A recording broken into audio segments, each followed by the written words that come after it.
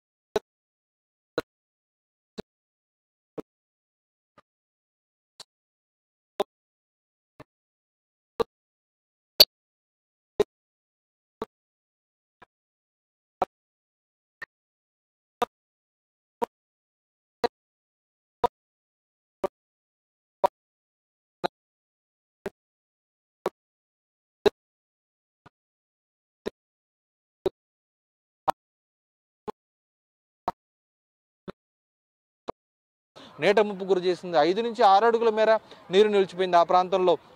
అక్కడ దాదాపు కార్లన్నీ కూడా నీట ముంపు గురి కాగా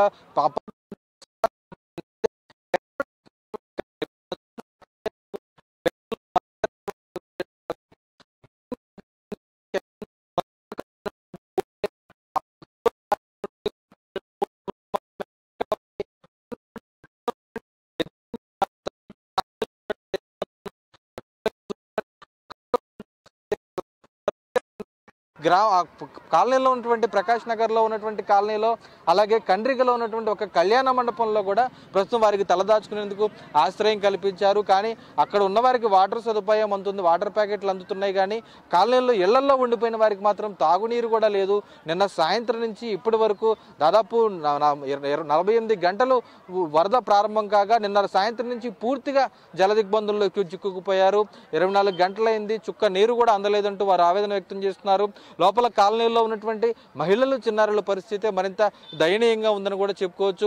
ఆ మహిళలకు సంబంధించి చిన్నారులు ఎవరైతే పసిపిల్లలు ఉంటారో వారికి పాలు కూడా పట్టించలేకపోతున్నాం, పాలు కూడా అందడం లేదు అంటూ కూడా వారు ఆవేదన వ్యక్తం చేస్తున్నారు. స్వచ్ఛందంగా పరిసర ప్రాంతాల్లో ఉన్నవారు వచ్చి వారికి తాగునీటిని అందించేటువంటి ప్రయత్నం చేసినప్పటికీ కూడా అది లోపల వరకు కూడా వెళ్ళేటువంటి అవకాశం లేదు. కేవలం ఎక్కడైతే తలదాచుకున్నారో ఒక కళ్యాణ మండపంలో, ప్రైవేట్ కళ్యాణ మండపంలో అక్కడ వరకు మాత్రం ఆ సౌకర్యాలు వెళ్తున్నాయి. లోపల ఉన్న వారందరికీ ఇంకా అందడం లేదు. హెలికాప్టర్ ద్వారా అందించేటువంటి ప్రయత్నాలు చేస్తున్నప్పటికీ కూడా అవి లోనికి మాత్రం ఇంకా వెళ్ళేటువంటి అవకాశం లేదు. అయితే ముందుగా తమకు కనీసం సమాచారం తెలియలేదు అనేటువంటి ఆవేదన వారి నుంచి అయితే వినిపిస్తుంది. వారికి సమాచారం తెలియకపోవడం వల్లే మేమంతా లోపల ఉండిపోయాం, ముందస్తు సమాచారం ఇంత వరద వస్తుందని చెప్తే కనుక తాము బయటకు వచ్చేవాళ్ళం అంటూ కూడా వారందరూ కూడా ఆవేదన వ్యక్తం చేస్తున్నారు. ప్రభుత్వంపై కూడా అసహనం వ్యక్తం చేస్తున్నారు.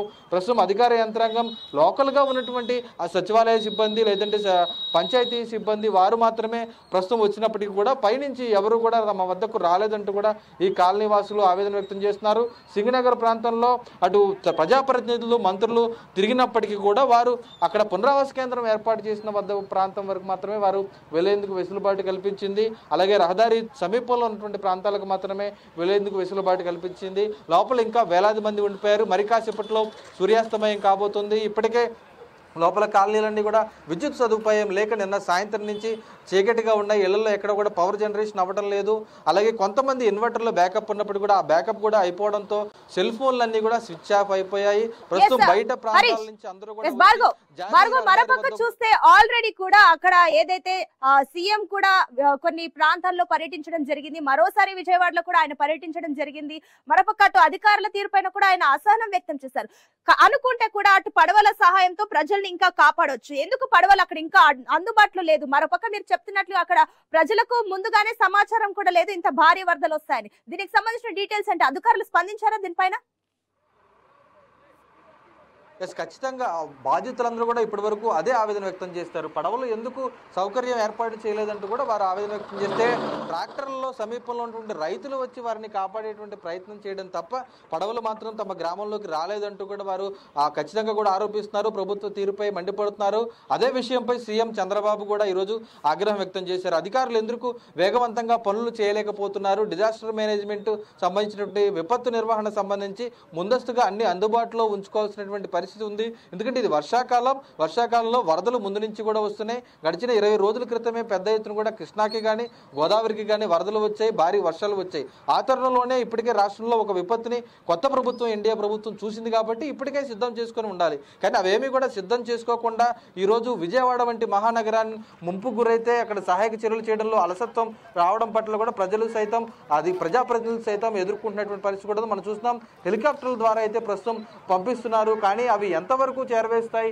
ఒక లారీలో 10,000 మందికి సరిపడా ఆహార పొట్లాలు పంపిణీ చేస్తున్నామంటూ కూడా ఒక పూటకు సరిపడా ఆహార పొట్లాలు అనేక జిల్లాల నుంచి కూడా వచ్చాయి. కానీ ఆ లారీలు లోపలికి వెళ్ళేటువంటి అవకాశం లేదు. ఇక్కడ కనుక పడవలు ఏర్పాటు చేస్తుంటే ఆ పడవలపై కనీసం 4-5 పడవలు ఉంటే 4-5 కాలనీల్లోకి ఒకేసారి వెళ్ళేటువంటి అవకాశం ఉండేది. కానీ ఇప్పుడు మనం వచ్చిన తర్వాత ఒక పడవను తీసుకొచ్చారు. ఆ పడవను కూడా ఇక్కడ ఇదే చూస్తున్నటువంటి లోపల ఉన్నటువంటి కండ్రిగా అనేటువంటి కాలనీలో 2 వ్యక్తులు కాలువలో పడి గల్లంత అయిపోయారు. ఆ గల్లంత అయిపోయిన వారిని వెతికేందుకు తాము వచ్చామంటూ కూడా పడవలు తీసుకొచ్చినటువంటి ఆ సిబ్బంది స్పష్టం చేయడం జరిగింది. అయితే మనుషులను తరలించడానికి మాత్రం ఇంకా పడవలు మాత్రం రాలేదని చెప్పుకోవచ్చు. కేవలం లైఫ్ బోట్లు ఏవైతే ఉంటాయో ఎన్డీఆర్ఎఫ్ ఎస్డీఆర్ఎఫ్ బృందాలు వారు ప్రస్తుతం తాత్కాలిక సహాయక చర్యలు ఒక వైద్య సిబ్బందిని తీసుకువెళ్ళి లేదంటే ఎవరికైనా వైద్య సహాయం అవసరమైతే వైద్యులు వారి వద్దకు తీసుకువెళ్ళి వస్తున్నారు.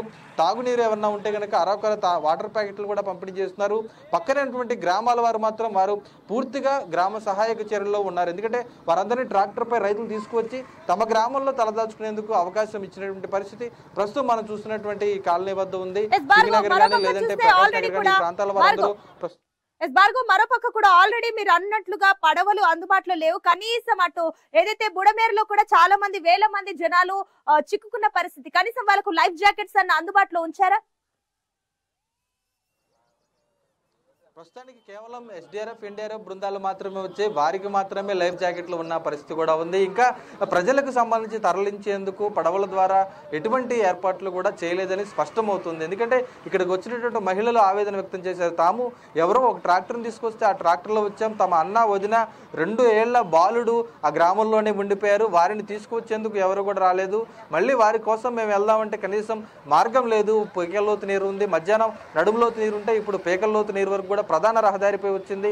ప్రస్తుతం అటువంటి దుస్థితి ఇక్కడ ఉంది. ఈ విధంగా లోపల ఉండిపోయినటువంటి పసిపిల్లలు ఎంతో దుర్భరంగా ఉన్నారు. పడవలు ఏర్పాటు చేయాలంటూ కూడా వారు కోరుతున్నారు. కానీ ఇప్పటి వరకు ఇంకా పడవలు రాకపోవడంతో మరి కాసేపు ముగిస్తే సమయం చీకటి పడుతుంది. చీకటి పడిన తర్వాత ఖచ్చితంగా సహాయక చర్యలకు ఆటంకం ఏర్పడే అవకాశం ఉంది. సహాయక చర్యలు ఆటంకం ఏర్పడితే ఖచ్చితంగా కూడా అక్కడ ఉన్నటువంటి వారందరినీ కూడా బయటకు తీసుకురావడం కష్టం. మనం చూస్తున్నాం ఇక్కడ ఉన్నటువంటి కాలనీలో హెలికాప్టర్ ద్వారా ప్రస్తుతం ఫుడ్ ప్యాకెట్లు ఇచ్చి ప్రస్తుతం వెళుతున్నటువంటి దృశ్యాలు కూడా చూసుకోవచ్చు. వారు అంత దూరంలో దాదాపు ఇక్కడి నుంచి 2 కిలోమీటర్లు 3 కిలోమీటర్ల దూరం వరకు కూడా వరద నీరు ఉండడంతో లోపలికి వెళ్లే అవకాశం లేకపోవడంతో హెలికాప్టర్ల ద్వారా ఆ ఫుడ్ ప్యాకెట్లను పంపిణీ చేశారు. కానీ పడవలను తీసుకొచ్చుంటే ఖచ్చితంగా ఎంతో వెసులుబాటు ఉండేది. ఆ ఫుడ్ ప్యాకెట్లు ప్రతి ఇంటికి కూడా వెళ్ళి అందించేందుకు అవకాశం ఉండేది. లేదంటే ఆ గ్రామాల్లో కాలనీల్లో చిక్కుకున్న వారిని బయటకు తీసుకొచ్చేందుకు అవకాశం కూడా ఉండేది. ఈ తరుణంలో ఆ విధంగా ఎందుకు అధికారులు పని చేయలేకపోయారనే అసహనం ఆగ్రహం కూడా సీఎం చంద్రబాబు కూడా వ్యక్తం చేశారు.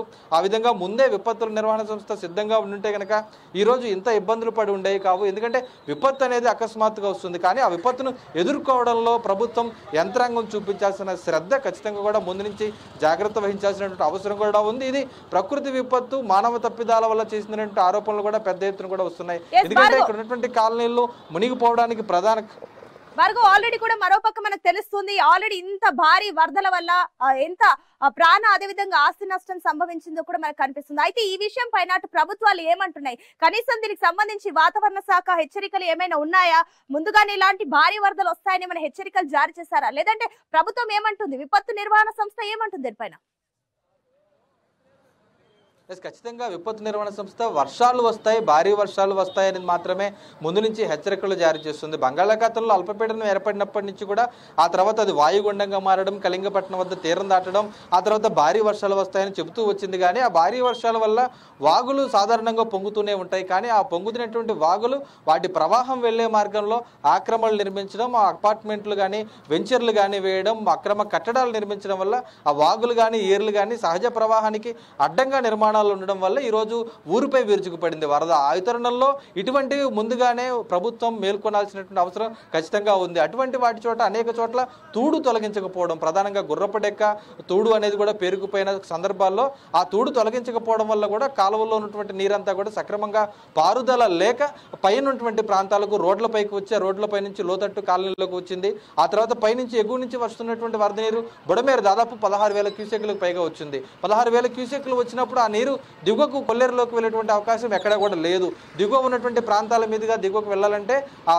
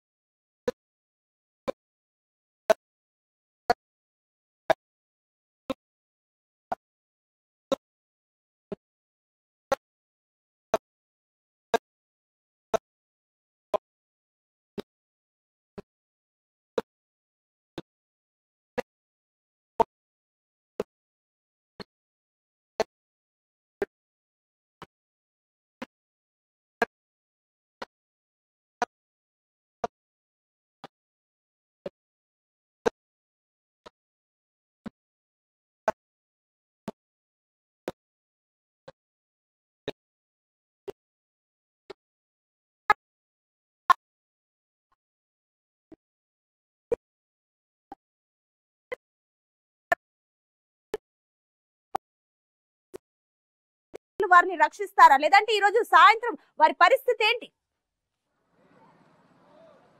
అంటే ఇప్పుడు మనం చూస్తున్నటువంటి కాలనీలోనే ఇక్కడ 3-4 కాలనీలు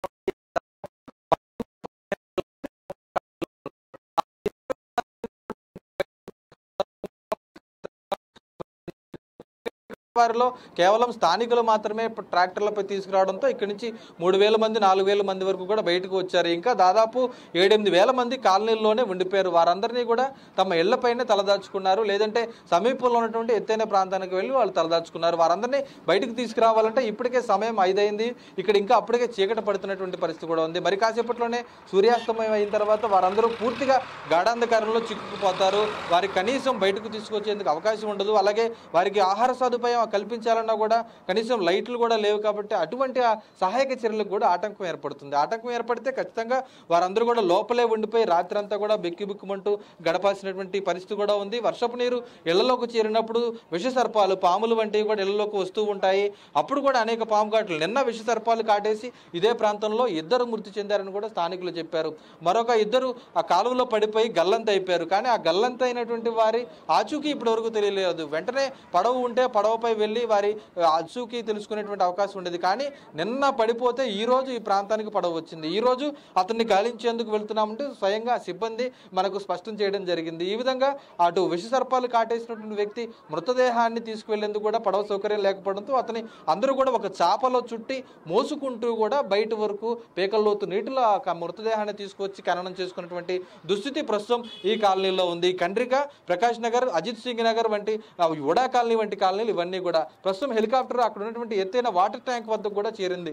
ఆ వాటర్ ట్యాంక్ వద్దకు చేరి అక్కడ ఉన్నటువంటి సిబ్బందికి ఆహార పొట్లాలు అందించేందుకు కూడా వెళ్తుంది. కానీ ఆ వాటర్ ట్యాంక్ వద్ద ఎత్తైన ప్రదేశం కాబట్టి వారందరూ కూడా అక్కడి నుంచి లోపల ఇళ్లలోకి ఏ విధంగా వెళ్ళాలి, ఏ విధంగా సహాయక చర్యల్లో పాల్గొనాలంటూ కూడా సిబ్బంది కూడా ఆవేదన వ్యక్తం చేస్తున్నారు. ఈ తరుణంలో ఖచ్చితంగా సహాయక చర్యలు ఇటువంటి సందర్భాల్లో వేగవంతంగా ఉండేందుకే విపత్తు నిర్వహణ సంస్థ ఉంది. మరి వారు ఎందుకు డిజాస్టర్ అయిందా అనేటువంటి ఆరోపణలు కూడా వినిపిస్తున్నాయి. దీనికి సంబంధించి ఖచ్చితంగా వేగవంతంగా చర్యలు తీసుకోవాల్సినటువంటి అవసరం అయితే ఉంది Sunitha. Right Bhargav, thank you.